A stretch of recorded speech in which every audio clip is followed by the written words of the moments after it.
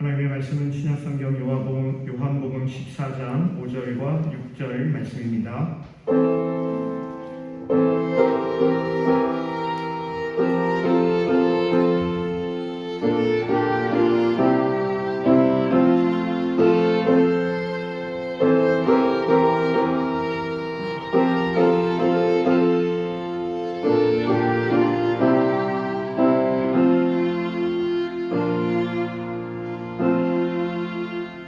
말씀을 봉독하겠습니다.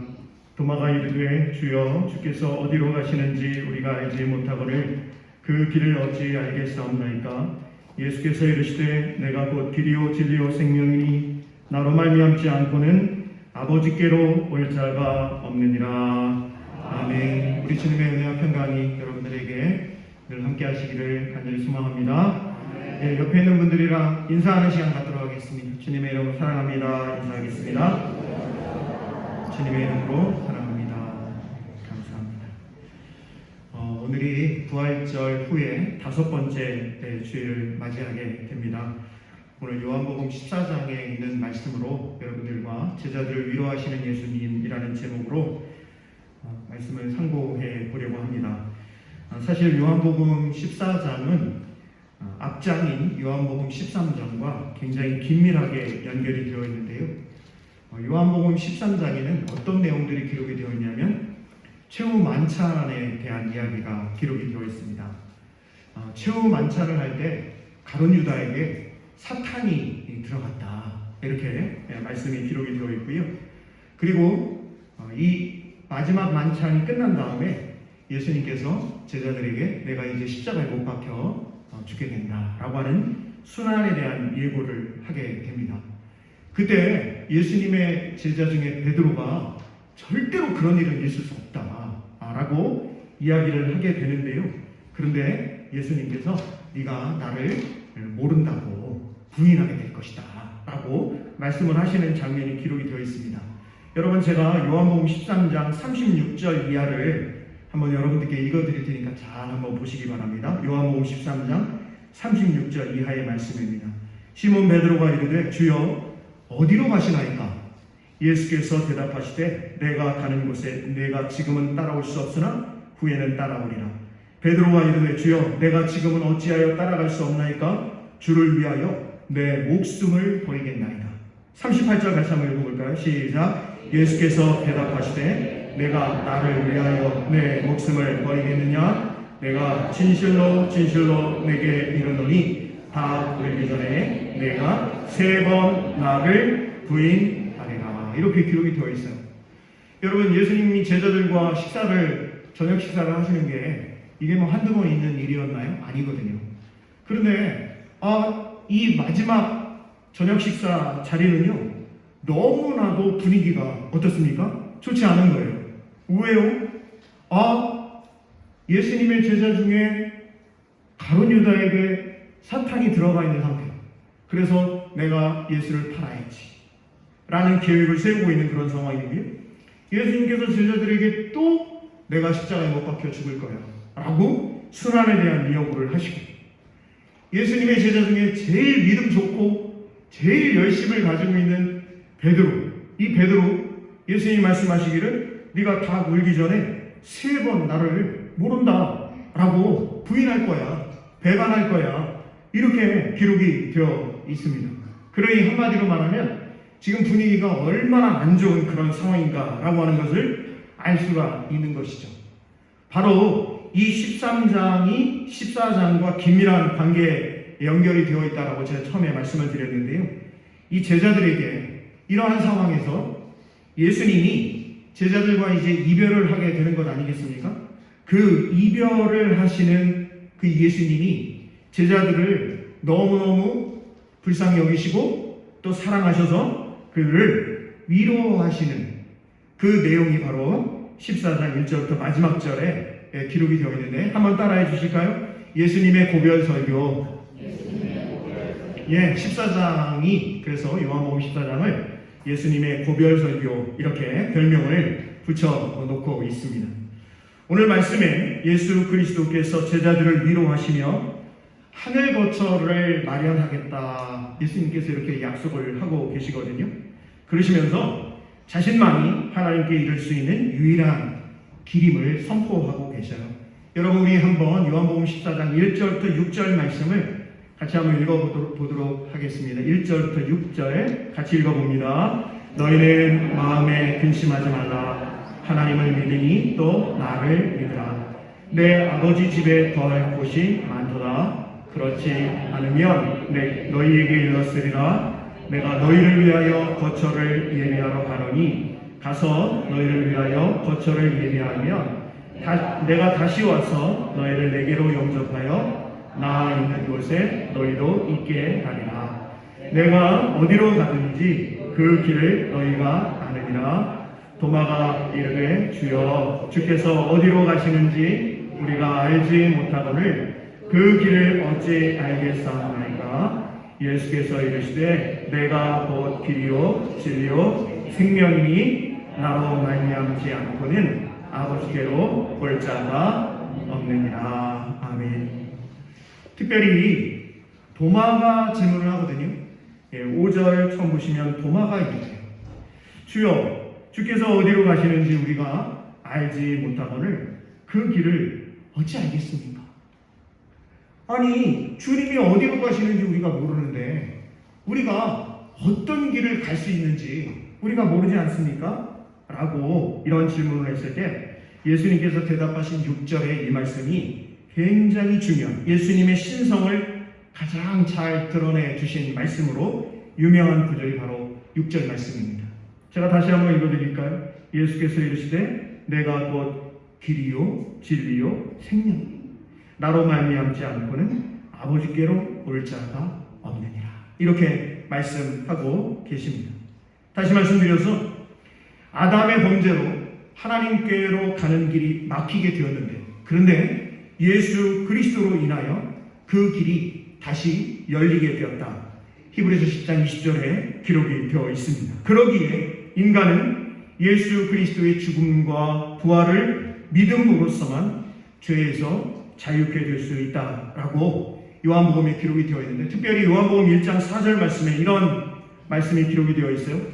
그 안에 생명이 있었으니 이 생명은 사람들의 빛이라. 그 안에, 즉 예수 그리스도 안에 생명이 있었으니 이 생명은 사람들의 빛이다 라고 요한복음 1장 4절에 기록되어 있습니다. 요한복음 전체의 주제라고 할 수 있는 거죠. 그 안에 생명이 있었으니 이 생명은 사람들의 빛이다. 자, 이렇게 5절에 도마가 질문을 하게 되었는데요. 이어서 여러분 8절을 보시면 누가 또 이야기를 하고 있는 것이 기록이 되어 있죠? 빌립이 지금 예수님께 또 질문을 하고 있는 것을 볼 수가 있습니다. 성부 하나님과 성자 예수님이 연합이 되어 있거든요. 그러니까 예수님이 이 빌립의 질문에 대해서 대답을 하시는 것입니다. 성부 하나님, 그 성부 하나님과 예수님이 연합되어 있는 것 같이 예수님께서 성도들과 연합이 되어 일체가 되어 있다라고 하는 말씀을 하시면서 예수님이 성도들과 함께 연합되어 일체가 되어 있기에 성도들도 능히 예수님이 하신 그 사역들을 수행할 수 있다라고 예수님께서 빌립의 질문에 대해서 말씀을 하시면서, 그러시면서 뭐라고 또 말씀하시냐면 기도에 대한 것도 반드시 그 기도에 대해 응답해 주실 것에 대해 또 말씀을 하고 계셔요. 우리 7절부터 14절 말씀도 같이 한번 쭉 읽어보도록 하겠습니다. 7절부터 14절입니다. 너희가 나를 알았더라면 내 아버지도 알았으리로다. 이제부터는 너희가 그를 알았고 또 보았느니라. 빌립이 이르되 주여 아버지를 우리에게 부여 주옵소서. 그리하면 족하겠나이다. 예수께서 이르시되 빌립아 내가 이렇게 오래 너희와 함께 있으되 내가 나를 알지 못하느냐? 나를 본 자는 아버지를 보았거늘 어찌하여 아버지를 보이라 하느냐? 내가 아버지 안에 거하고 아버지는 내 안에 계신 것을 내가 믿지 아니하느냐? 내가 너희에게 이르는 말은 스스로 하는 것이 아니라 아버지께서 내 안에 계셔서 그의 일을 하시는 것이다. 내가 아버지 안에 거하고 아버지께서 내 안에 계심을 믿으라. 그렇지 못하겠거든 행하는 그 일로 말미암아 나를 믿으라. 내가 진실로 진실로 너희에게 이르노니 나를 믿는 자는 내가 하는 일을 그도 할 것이요 또한 그보다 큰 일도 하리니 이는 내가 아버지께로 가리라. 너희가 내 이름으로 무엇을 구하든지 내가 행하리니 이는 아버지로 하여금 아들로 말미암아 영광을 받으시게 하려 함이라. 내 이름으로 무엇이든지 내게 구하면 내가 행하리라. 아멘. 실제로 예수님의 제자들은요, 예수님께서 승천하신 이후에 더 넓은 영역에서 복음을 전파하고 많은 결실을 거두게 되었음을 우리가 기독교 역사를 통해서 잘 알 수가 있는 것입니다. 제자들이 이처럼 큰 일을 할 수 있었던 것은 제자들의 능력에 기인한 결코 아니지요. 그들 안에서 역사하시는 하나님의 능력에 기인하고 있습니다. 그렇게 하나님의 선한 도구로 쓰임을 받는 것이 성도의 특권이다. 우리 주님께서 말씀을 하시고, 특권은 예수님의 계명을 지키는 자에게만 허락됨 또한 말씀을 하고 계십니다. 여러분, 제가 마태복음에 있는 말씀을 한번 여러분들께 읽어드릴 테니까 잘 한번 들어보시길 바랍니다. 잘 아는 말씀이니까요. 제가 읽어드리겠습니다.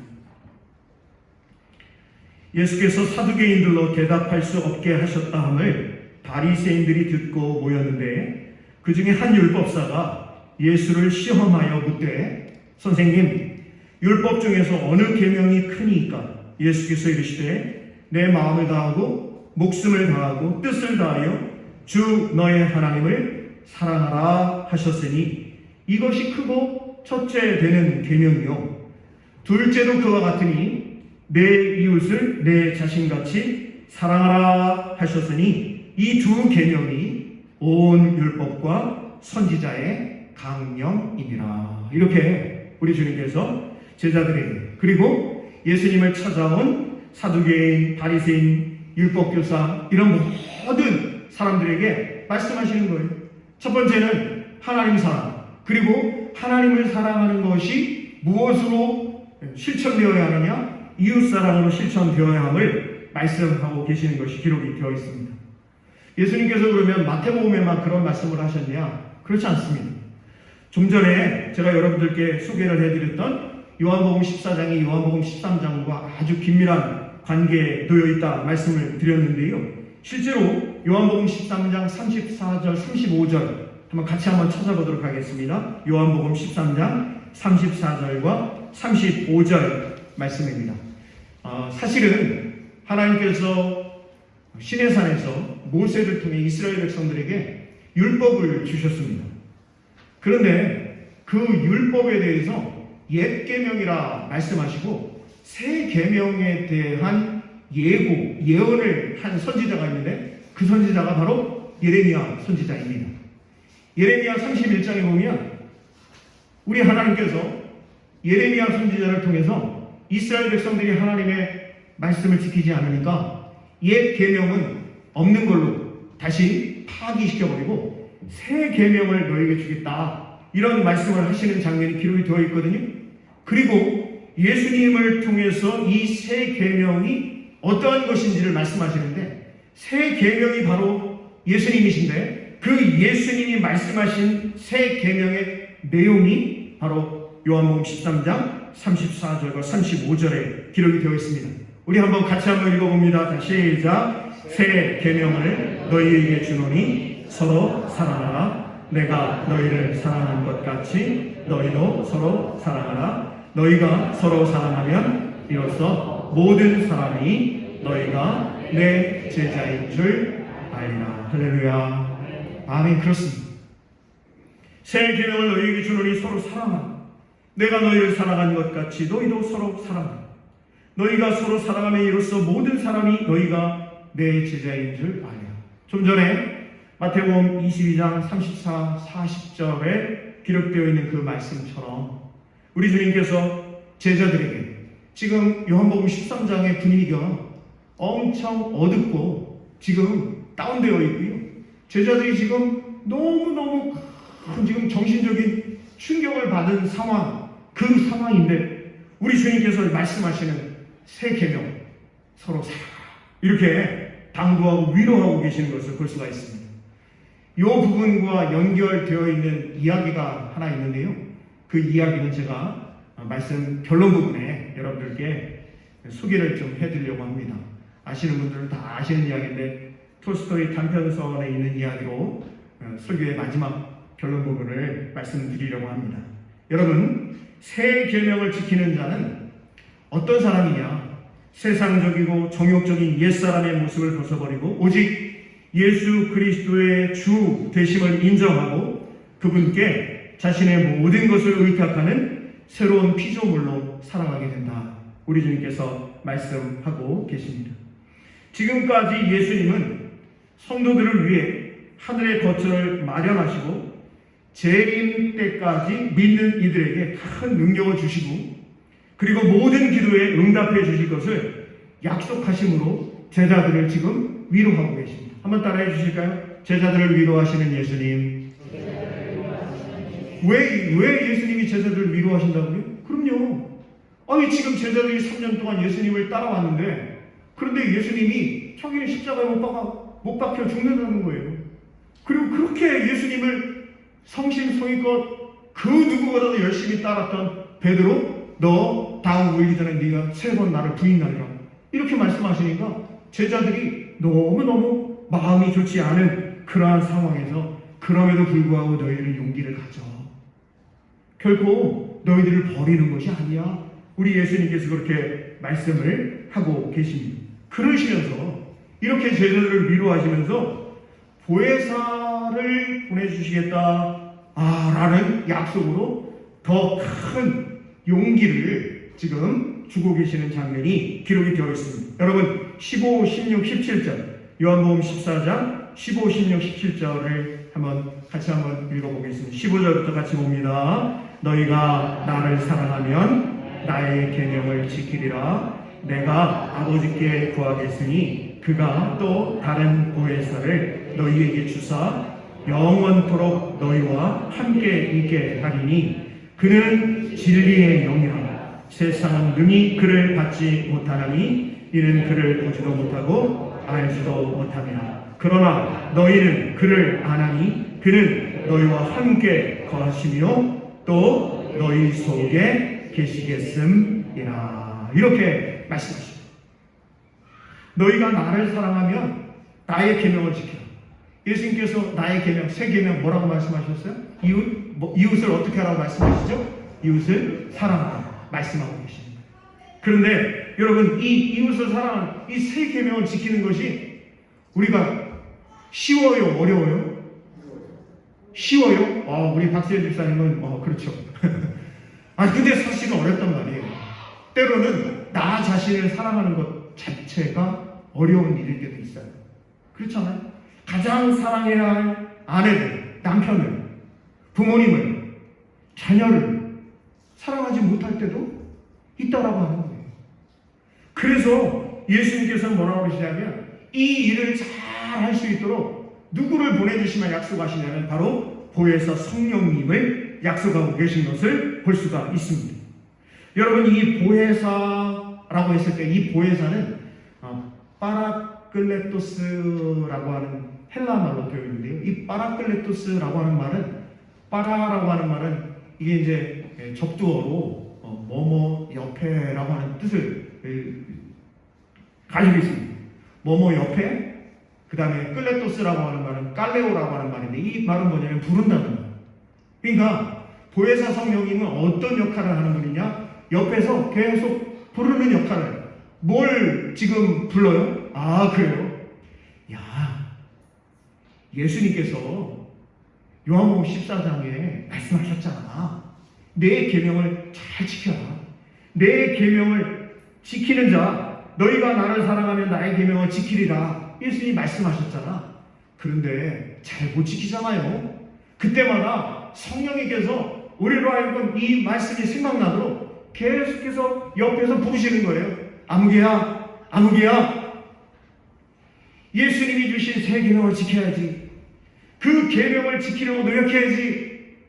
그러지 못할 때마다 또 아무개야, 아무개야. 이런 역할을 하는 분이 누구라고요? 보혜사 성령님이다. 우리 주님께서 이렇게 말씀하고 계시는 거예요. 특별히 요한일서 2장 1절을 보시면 이렇게 기록이 되어 있거든요. 요한일서 2장 1절 한번 찾아서 같이 한번 볼까요? 이거 중요한 구절이니까 요한일서 2장 1절 말씀 한번 보세요.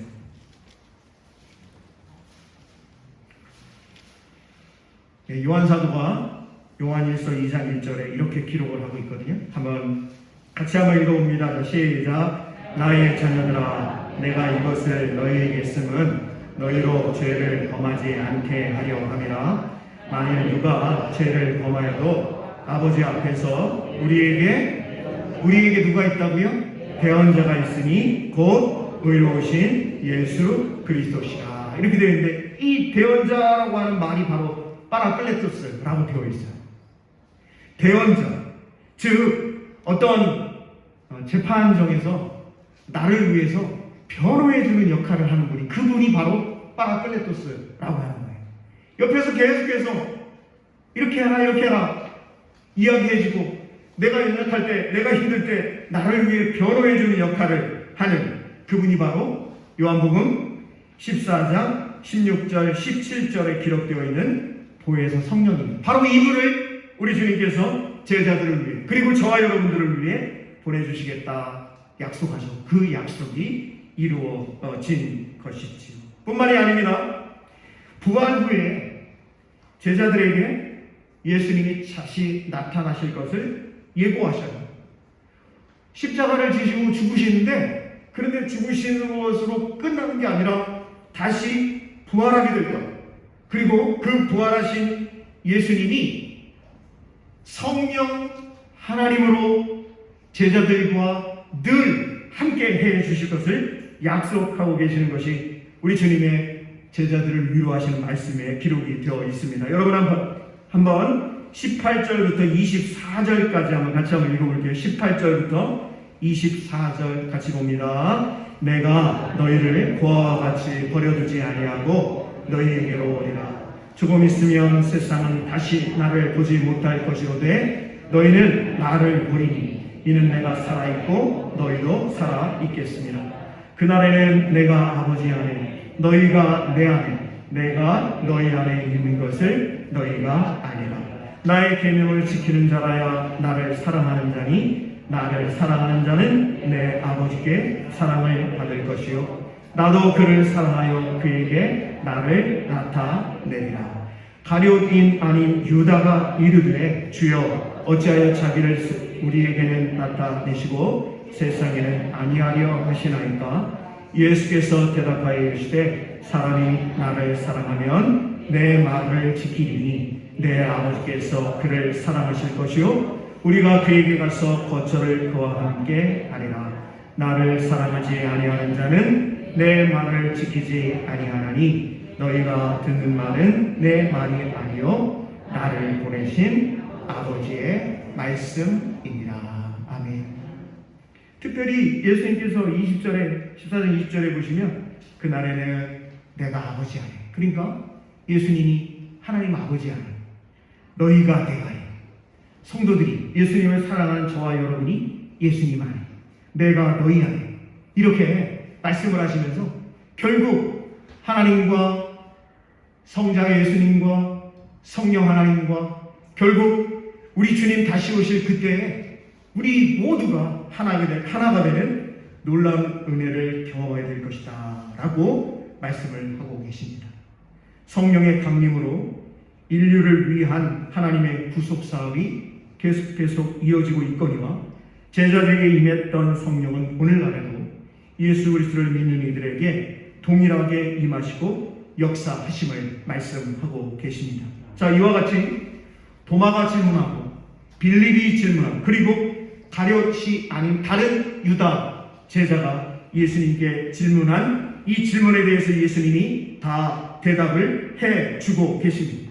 성령 하나님께서는 예수님이 성도 안에, 성도가 예수님 안에 거하게 하심으로 하나님과 연합하게 하시고 성도로 하여금 언제나 하나님과 교통하는 가운데 영적인 힘을 공급받아 하나님의 구원 사역을 감당할 수 있게 그렇게 길을 마련해 놓고 계십니다. 그러니 이 말씀을 주님께서 말씀하신 이 말씀이 진리인 줄로 믿고 이 말씀대로 저에게도 임하여 주시고 이루어 주시고 성령 하나님 역사해 주시옵소서. 기도하는 이들에게는 우리 주님이 반드시 너희가 기도하는 그 기도 응답해 주시마 약속하신 대로 이루어질 줄로 믿습니다.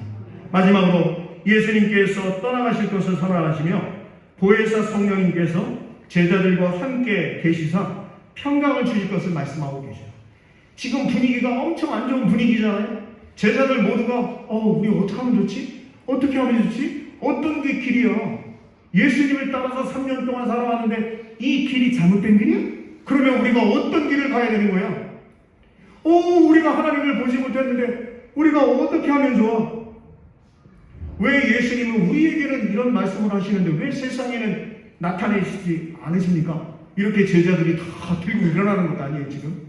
그러한 상황 가운데에서 예수님이 결국 말씀하시는 것은 성령 하나님께서 너희에게 평강을 주실 것이다 이렇게 약속하고 계십니다. 우리 25절에서 31절 말씀을 같이 한번 읽어보겠습니다. 25절부터 같이 봅니다. 내가 아직 너희와 함께 있어서 이 말을 너희에게 하였거니와 보혜사 곧 아버지께서 내 이름으로 보내실 성령 그가 너희에게 모든 것을 가르치고 내가 너희에게 말한 모든 것을 생각나게 하리라. 평안을 너희에게 끼치노니 곧 나의 평안을 너희에게 주노라. 내가 너희에게 주는 것은 세상이 주는 것과 같지 아니하리라. 너희는 마음에 근심하지도 말고 두려워하지도 말라. 내가 갔다가 너희에게로 온다 하는 말을 너희가 들었나니 나를 사랑하였더라면 내가 아버지께로 감을 기뻐하였으리라. 아버지는 나보다 크시니라. 이제 일이 일어나기 전에 너희에게 말한 것은 일이 일어날 때에 너희로 믿게 하려 함이라. 이후에는 내가 너희와 말을 많이 하지 아니하리니 이 세상에 임금이 오겠습니다. 그러나 그는 내게 관계할 것이 없으니 오직 내가 아버지를 사랑하는 것과 아버지께서 명하신 대로 행하는 것을 세상이 알게 하려 함이로라. 일어나라 여기를 떠나자 하시니라. 아멘. 성령 하나님께서 역사하셔서 마음에 평안이 임하게 될 것이다 말씀하고 계시죠. 이 평안은 세상이 주는 것과 근본적으로 다른 평안이 있죠. 외부 환경과 조건에 의해 제약을 받는 평안이 아니라 하나님께로부터 기원하는 평안으로 죽음까지도 추월할 수 있게 됨을 말씀하십니다. 예수님께서 제자들을 위로하시면서 예수님이 죽음을 당하시고 그리고 결국 부활하시고 하나님 나라로 가시게 되는데 그러면 제자들은 예수님과 함께 하지 않으니까 어떻게 하면 좋지? 근심하고 있잖아요. 그런데 예수님께서 제자들에게 성령 하나님을 통한 평안을 유산으로 주시겠다 약속을 하고 계십니다. 바로 예수 그리스도 안에서 하나님의 사랑이 완성되었음을 결론적으로 우리 주님께서 말씀하고 계시는 것이지요. 하나님과 더불어 예수 그리스도와 본체이신 보혜사이신 성령 하나님께서는 인류의 구원을 위한 복음 사역을 계속하시며 세상 끝날까지 믿는 이들을 보호하시고 인도하시는 것입니다. 이러한 하나님의 놀라운 사랑과 복을 받은 성도들은 주님께서 가르치신 계명을 지킴으로 21절에 기록이 되어 있죠. 지킴으로 하나님의 사랑에 감사하며 보답하는 생활을 해야 한다라고 말씀하고 계십니다. 이 부분에 대해서 바울 사도가 기록한 골로새서 3장 12절, 13절, 14절, 15절 말씀을 제가 한번 읽어드릴게요. 골로새서 3장 12절에서 15절 말씀입니다. 그러므로 너희는 하나님이 택하사 거룩하고 사랑받는 자처럼 긍휼과 자비와 겸손과 온유와 오래 참음을 못 잊고 누가 누구에게 불만이 있거든 서로 용납하여 피차 용서하되 주께서 너희를 용서하신 것 같이 너희도 그리하고 주께서 너희를 용서하신 것 같이 너희도 용서하라 말씀하시죠. 이 모든 것 위에 사랑을 더하라. 이는 온전하게 매는 띠니라. 15절 같이 읽겠습니다. 그리스도의 평강이 너희 마음을 주장하게 하라. 너희는 평강을 위하여 한 몸으로 부르심을 받았나니 너희는 또한 감사하는 자가 되라. 그리스도의 평강이 저와 여러분의 마음과 생각까지도 주장해 주시는, 인도해 주시는 귀한 은혜가 있기를 간절히 소망합니다.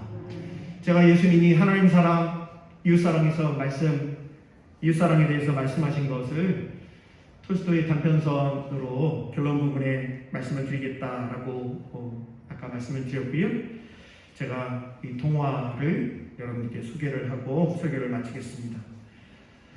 톨스토이의 동화인 단편선에 있는 이야기입니다.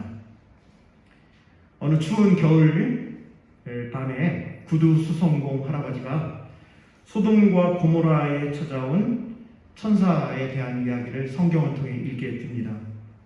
평생을 독실하게 살아온 이 구두 수성공 할아버지는 성경을 덮으며 이렇게 중얼거렸습니다.